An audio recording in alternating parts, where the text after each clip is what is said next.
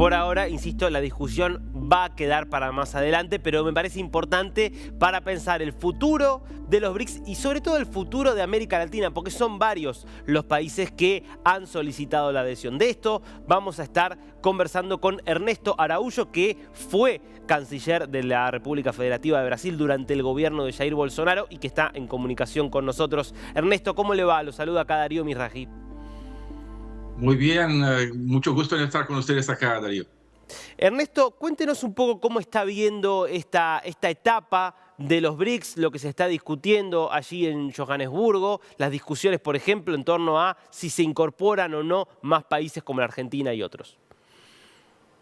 Mira, yo creo que hay una tendencia de crecimiento del BRICS, porque China lo quiere, China es el motor del BRICS. Y en segundo lugar está Rusia, que quiere más espacio de legitimación de sus políticas, que ahora son políticas de invasión, de agresión, como estamos viendo en Ucrania, ¿no? Entonces, la tendencia yo creo que es esa.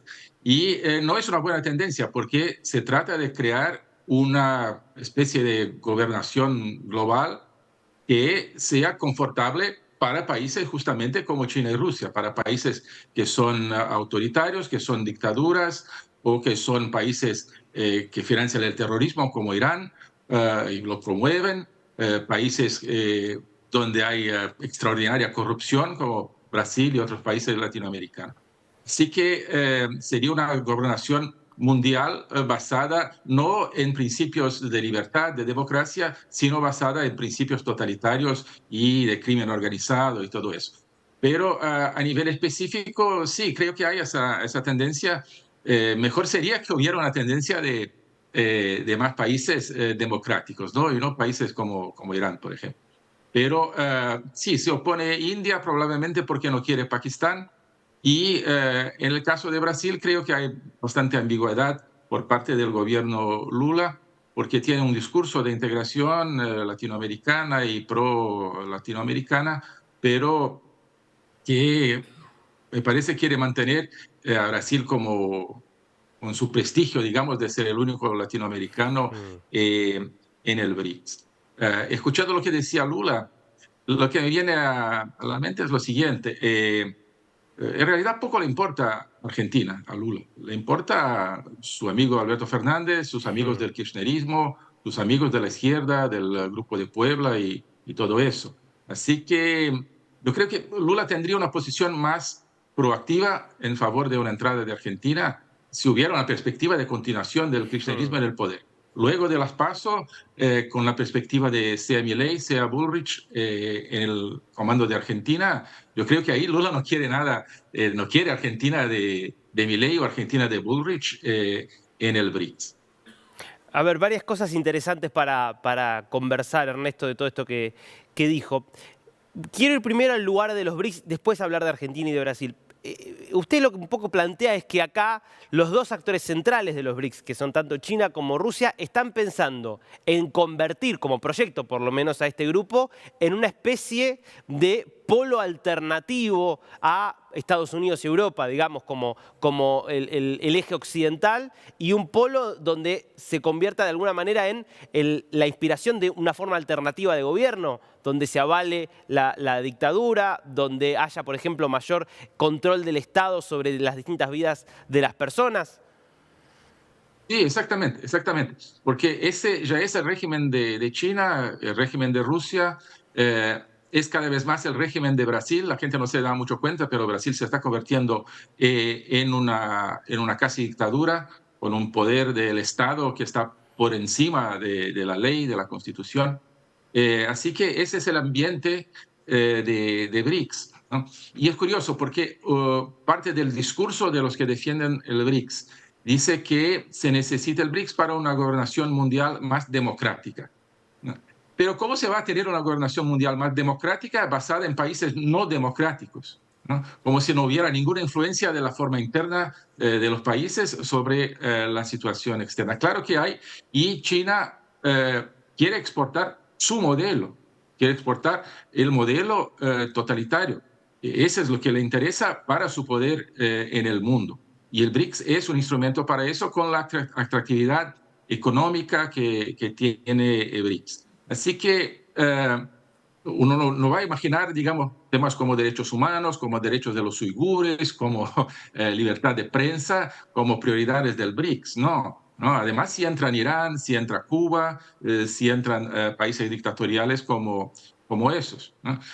Así que no es que sea un polo alternativo a Estados Unidos, es un polo alternativo a la libertad, ¿no? Es el polo de los regímenes que no les gusta la libertad y mira el poder de atracción que tiene BRICS justamente para ese tipo de países, Bolivia, Cuba, como decía, en Latinoamérica, ¿no? Países que tienen una tradición más democrática como Ahora, Chile no Ernesto, están perdón, interesados. porque Dime. usted planteaba algo respecto de China y de Rusia que está fuera de discusión. Digo, China y Rusia son dictaduras, no hay forma de verlo de otra manera, pero usted decía, Brasil se Sí. está convirtiendo también en una dictadura. Ah, sí. Y eso, a ver, porque la verdad que uno lo que ve en Brasil es que en Brasil hay elecciones libres, que hay medios de comunicación que pueden opinar libremente, que hay un Congreso que le pone límites al gobierno, que aprueba algunas iniciativas y otras iniciativas no. ¿En base a qué se parecería el Brasil de hoy a un régimen totalitario como el chino o a una dictadura unipersonal como la rusa? Mira, muchísimos factores. Censura, hay una censura brutal. Cualquier medio de comunicación alternativo que le critique al gobierno o a la Suprema Corte, que es aliada del gobierno, les van a quitar la plataforma, les van a callar. Cada día hay noticias de periodistas, claro, alternativos y de derecha y conservadores que son perseguidos, que pierden sus canales, etcétera. Hay un par de periodistas importantísimos de Brasil que están en Estados Unidos como exiliados, pidiendo asilo político porque les han sacado todas las cuentas, las plataformas en Brasil, ¿no? Hay una cantidad de presos políticos. La gente que ha sido presa en el 8 de enero, en la invasión del Congreso en Brasil, estuvo 6 meses sin saber cuál era la acusación, cuál era la acusación específica, ¿no? Fueron presos en bando, como si fueran Bueno, un muchos grupo, de ¿no? ellos asaltaron los edificios de Sí, los tres pero poderes de la sí, democracia. Fue un sí, sí, sí, lanzamiento, ¿no? sí. Sí, sí, sí, sí, pero quedaron sin acceso muchas veces a abogados, quedaron sin acceso a cuál era la acusación individual, porque no puede, por el derecho brasileño, no puede haber acusación colectiva, ¿no? No se identificaron quienes fueron, así que son, en gran medida, son presos políticos. Hay un clima de falta de libertad, hay un clima en el Congreso, de que el Congreso no es una fuerza que limite el gobierno, ¿no? El Congreso es una fuerza que está negociando todo el tiempo para obtener más ventajas del gobierno y está yendo totalmente hacia el esquema de gobierno de Lula. Y hay sobre todo una Suprema Corte que se considera el gobernante en realidad de Brasil y que cree que la Constitución es una sugerencia, porque bajo el pretexto de que hay que defender la democracia, están legislando por cuenta propia, están haciendo el papel del Ejecutivo, están haciendo el papel del Legislativo. Cada día están liberando a corruptos que estaban presos, ya no hay más corruptos presos en Brasil, todos libertados por la Suprema Corte, incluso Lula, que había sido condenado y preso por corrupción, y cada día poniendo más presión sobre los que son de una línea política que no les gusta. El que ahora va a ser presidente de la Suprema Corte de Brasil, el juez Barroso, ha declarado: vencimos al bolsonarismo. O sea, ¿quién venció el bolsonarismo? La Suprema Corte no es un actor político, pero no debería serlo, pero se ha vuelto un actor político. Él ha admitido también, ahora, la Suprema Corte ahora es parte de la política. Así que no hay la población, el pueblo no tiene a quién recurrir, porque la justicia está en manos del mismo esquema y el Congreso está en manos del mismo esquema de un gobierno que es oriundo de un partido que ha puesto en marcha el mayor escándalo de corrupción quizás del mundo, seguramente de Latinoamérica. Así que corruptos libres, patriotas presos, patriotas perseguidos, no hay libertad de Bueno, expresión. Esa es la situación en Brasil. obviamente esa es su opinión, Ernesto, muy debatible me parece muchas de las cosas que usted ha planteado. Creo que hay un abismo realmente entre Brasil y China y Rusia. sin duda habrá habido problemas, pero bueno, quedará para otro debate. Seguramente tendremos la posibilidad de volver a conversar más a fondo acerca de la situación de la democracia brasileña. Le agradecemos mucho por este tiempo con Niños. Muchas gracias a ustedes.